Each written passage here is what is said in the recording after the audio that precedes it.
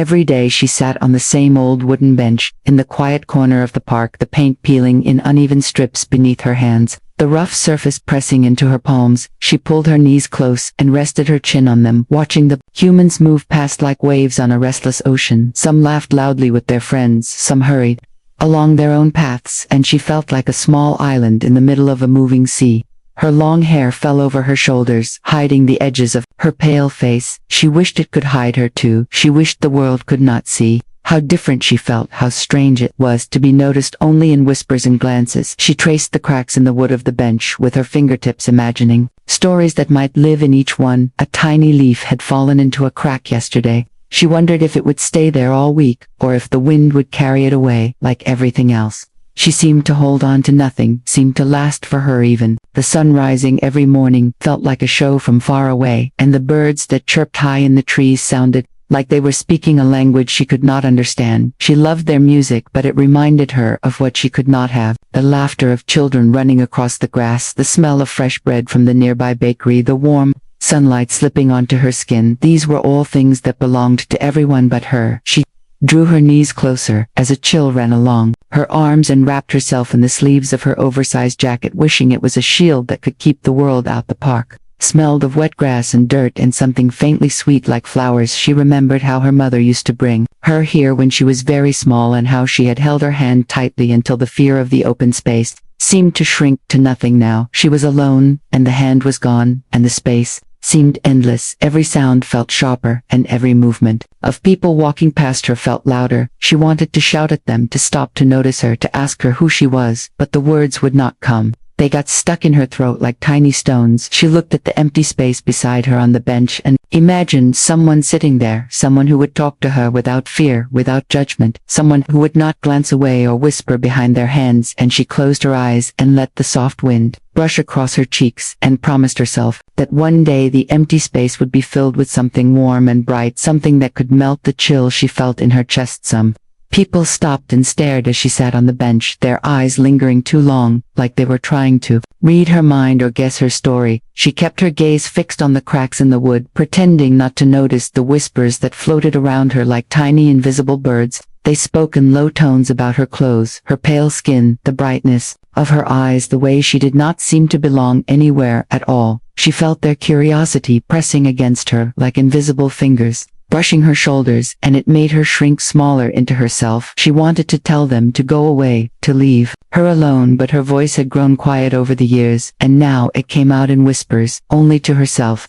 She imagined them guessing wildly her thoughts, her past, her dreams, but none of their guesses would ever reach the truth of who she was, or the strange feelings that moved through her chest like storm clouds waiting to burst. Sometimes a small child would point at her and tug at a parent, and she would see the faint startle of recognition in the eyes of the adult, and a quick glance back at her that made her feel exposed, like a painting behind glass that everyone could look at but no one could touch. She wrapped her arms around her knees tighter and let the shadows of the trees stretch over her body like a shield from the world. She wished she could hide in them forever. She watched a dog chase a ball across the grass and felt a pang of longing to join the simple joy of movement and laughter, but her legs would not move, and she stayed rooted to the bench like a tree with no one to water it. She wished she could be like the humans who walked past without noticing the space between themselves and the world. She wished she could belong to the waves of life flowing around her, but instead she was only a single quiet island floating in silence, watching the currents of sound and color pass by without touching her at all. She pulled the notebook from her bag, its edges worn and the cover bent from years of use. She opened it to a blank page and let her pencil hover for a moment before touching the paper. The first line became a tree with branches reaching toward the invisible sky, and the second line became a bird perched on one of the branches.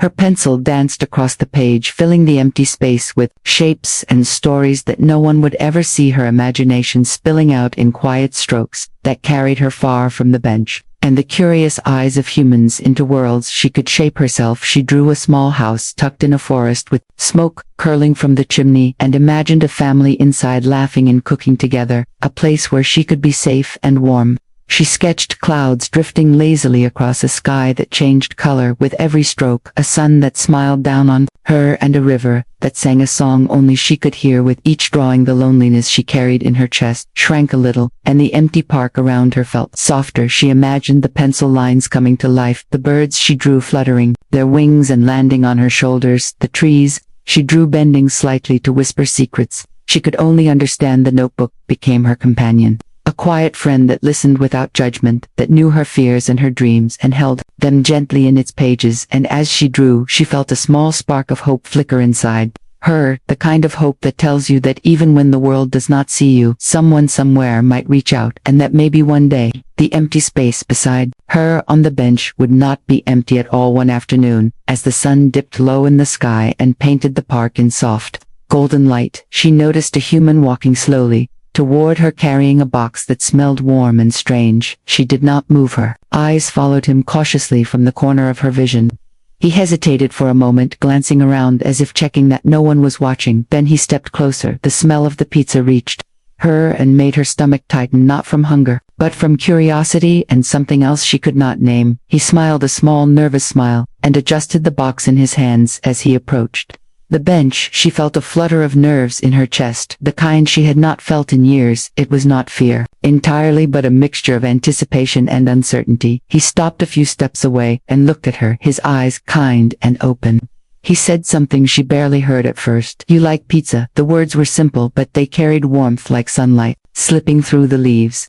She blinked and stared at the box, the smell and the human, and the sudden intrusion into her quiet world. Her lips parted, but no sound came out. She felt frozen for a moment, caught between the habit of hiding and the strange pull to respond. She watched him shift his weight from foot to foot and felt a strange courage rise inside her, a spark that whispered maybe it was possible, maybe someone had come, not to stare at her or whisper about her, but to reach out and offer something small and simple, something that could change everything. She stared at the human and at the box in his hands, and felt a mix of fear and curiosity swirling inside her, a small knot in her stomach tightening and loosening all at once. She had not spoken to anyone like this in a long time. The words she might have said felt stuck at the back of her throat like stones. She wanted to ask him why he had come, why he had chosen her, but her voice would not obey her. The human waited patiently, his eyes gentle and unjudging, his hand holding the box steady, as if he was offering her more than just food. He was offering her trust. He said again in the softest voice, "You like pizza?" She swallowed and nodded slowly, a small movement, almost imperceptible but enough to break the silence between them. She could feel her heartbeat echoing in her ears, the warm smell of the pizza rising toward her, and she realized that something had shifted. The human smiled wider and extended the box a little closer. The sun caught the edges of his hair and made it shine like a halo around his face. For a moment, the world seemed to narrow to just the two of them, the bench, the box, and the unspoken promise that maybe she did not have to be alone anymore. She reached out her fingers, brushing the edge of the box, her hand trembling slightly, and she felt a strange sense of connection, a tiny thread forming between herself and this human who had chosen to see her in the middle of all the staring and whispering. And she realized that the first words had been said, not with her mouth but with the gesture of an offered slice and the acceptance of a small nod, and that sometimes friendship could begin without sound at all. She hesitated for a moment, her fingers hovering over the warm cardboard box, the smell of cheese and tomato sauce rising in a comforting wave that made her stomach tighten and her chest feel light at the same time. She had never been offered anything like this, not really anything that felt so simple and generous, not since she could remember. The human watched her patiently, his smile gentle and steady, as if he knew she needed time. She took a deep breath and slowly lifted a slice of pizza from the box, the warmth of it surprising against her cold fingers. She brought it to her lips and took a small bite. The taste exploded in her mouth, rich melted cheese, tangy tomato, and soft bread that was warm and comforting. And suddenly she felt a strange joy bubble up inside her, a tiny spark of happiness. She had not realized she had been waiting for. The flavor of pizza became something more than food. It became proof that someone had seen her, proof that she could reach out and be reached. Back in the human watched her with wide eyes, and a soft laugh escaped his lips when she took another bite, and her shoulders relaxed, and the tension that had held her for years seemed to loosen. For a brief moment she felt safe, she felt seen, she felt alive. She dared a small smile, and the human smiled back brighter, and somehow the world around them softened. The sounds of the park faded into the background. The whispers and curious stares from other humans seemed distant, as if they no longer mattered. She took another bite and began to tell herself stories about the warmth of this moment, about the strange kindness that had reached her bench, about the possibility that loneliness could be broken by something as simple as shared food. She imagined herself and the humans sitting on this bench every day, sharing slices and laughter and small talks that could grow into friendship and maybe more, and she realized that she wanted to be here, wanted to stay in this moment longer than any she had known in a long time. The human reached out and offered her a second slice. She hesitated only a moment and then accepted, and as she bit into it, she felt a connection threading between them, invisible and delicate and yet strong enough to anchor her to this new world. She had discovered a world where being seen was possible, where gestures could speak louder than words, and where a single slice of pizza could carry the warmth of friendship and the spark of hope into the quiet corners of her heart. They sat on the bench together, the box of pizza between them, the warmth of the food and the human presence wrapping around her like a soft blanket. For the first few minutes, they ate in silence, each taking careful bites as if the world had slowed down just for them. She glanced at him from the corner of her eye and noticed the way his eyes crinkled when he smiled, the way he seemed genuinely happy to be here with her, and a small laugh escaped her lips without meaning to, and it startled her because it had been so long since she had laughed freely.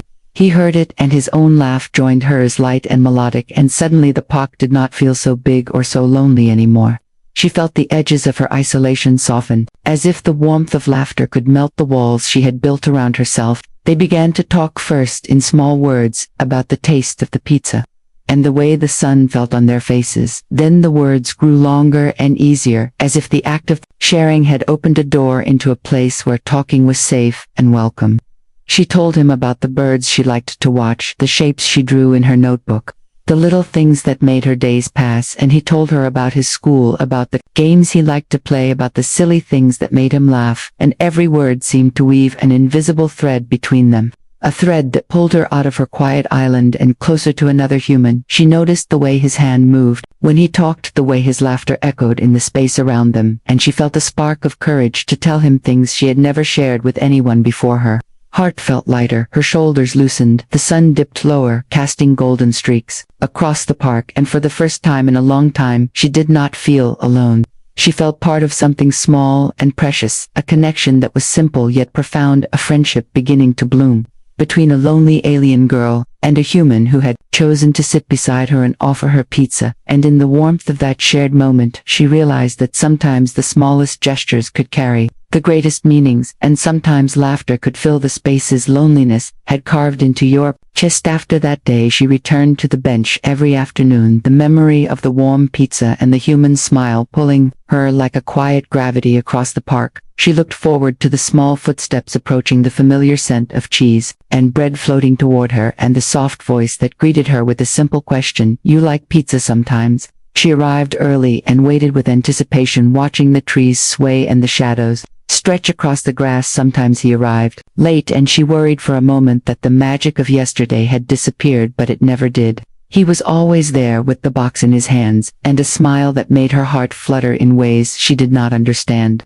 They did not need many words at first, just the act of sharing a slice and sitting together was enough to fill the empty space around her. Gradually, they began to talk about school and favorite games, silly jokes and small secrets. She told him about the shapes she drew in her notebook, and he told her about the songs he liked and the books he wanted to read each day. Their laughter grew louder, their smiles wider, and the bench that had once been a place of loneliness became a place of comfort, a place where the world seemed softer and warmer, and she realized that coming here each day was no longer a chore or a quiet ritual of isolation. It had become a highlight, a place where she belonged, and where the simple act of sharing pizza could carry the weight of friendship across the space that had once separated her from everyone else. And with every day that passed, she felt the invisible thread between them strengthen, a connection woven of trust, laughter, and the quiet certainty that she would not have to sit alone again. The bench was no longer just a piece of old wood in the park. It had become a place of warmth and laughter, a place where the quiet alien girl who had once sat alone could breathe and feel seen. Each day, when she approached the familiar footsteps and the soft voice greeting her with a simple question, she felt a small thrill of joy ripple through her chest. She had grown used to the presence of another human, someone who did not stare or whisper but who reached out with kindness and patience and shared something as simple as pizza with her every afternoon. They developed little routines, small traditions that made each meeting special. She brought her notebook, sometimes filled with new drawings and stories he told her about his day and his thoughts. Sometimes they sat in comfortable silence, watching the clouds drift across the sky or the birds hop along the grass, and the quiet moments became as meaningful as the laughter and conversation. She felt a sense of belonging that she had never known before, a feeling that no one had reached out to her in such a gentle way, and it filled the corners of her heart that had once been empty. She realized that friendship could grow in the simplest gestures: a slice of pizza, a smile, a willingness to sit beside someone and wait for them to open up. She no longer feared the curious eyes of the world around her, because she had found a space where she mattered and where she was safe. The bench became her anchor in the park, a place of connection, a place where two lives met and slowly intertwined. And as the sun set each day, casting long golden shadows across the grass, she felt a quiet contentment and a joy that was deeper than anything she had known, a happiness that came not from grand gestures or attention, but from being seen, being heard, and being accepted. And in that acceptance she finally understood what it meant to belong.